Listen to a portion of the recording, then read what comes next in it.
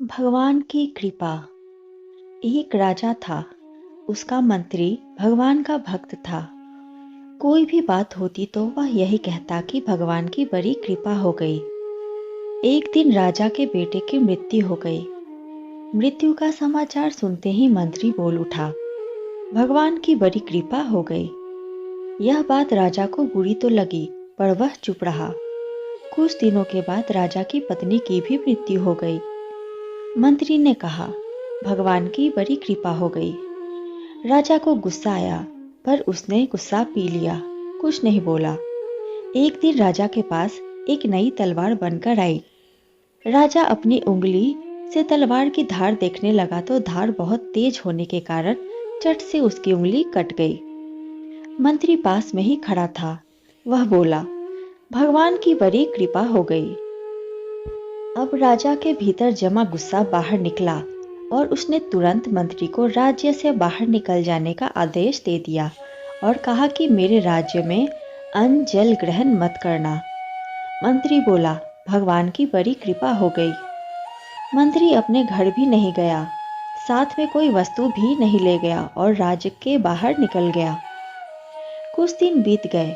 एक बार राजा अपने साथियों के साथ शिकार खेलने के लिए जंगल गया। जंगल में एक हिरन का पीछा करते करते राजा बहुत दूर घने जंगल में निकल गया। उसके सभी साथी बहुत पीछे छूट गए। वहां जंगल में डाकुओं का एक दल रहता था।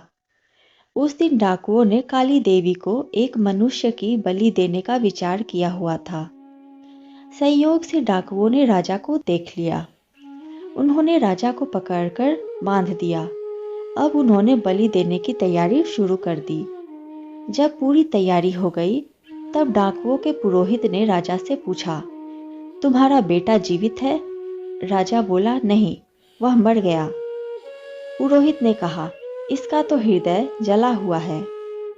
पुरोहित ने फिर पूछा, तुम्हारी पत्नी जीवित है? राजा बोला, वह भी मर चुकी है। पुरोहित ने कहा कि यह तो आधे अंग का है, अतः यह बलि के योग्य नहीं है। परंतु हो सकता है कि यह मरने के भय से झूठ बोल रहा हो।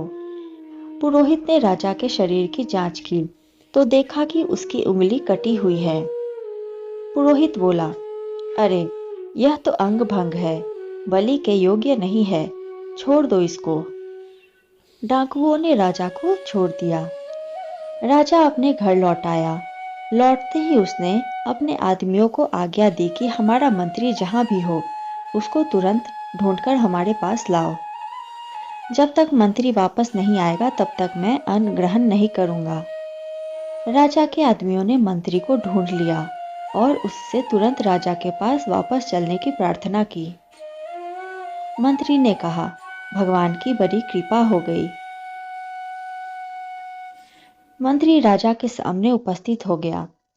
राजा ने बड़े आदर पूर्वक मंत्री को बैठाया और अपनी भूल का पश्चाताप करते हुए जंगल वाली घटना सुनाकर कहा कि पहले मैं तुम्हारी बात तो समझा नहीं, अब समझ में आया कि भगवान की मेरे पर कितनी कृपा थी।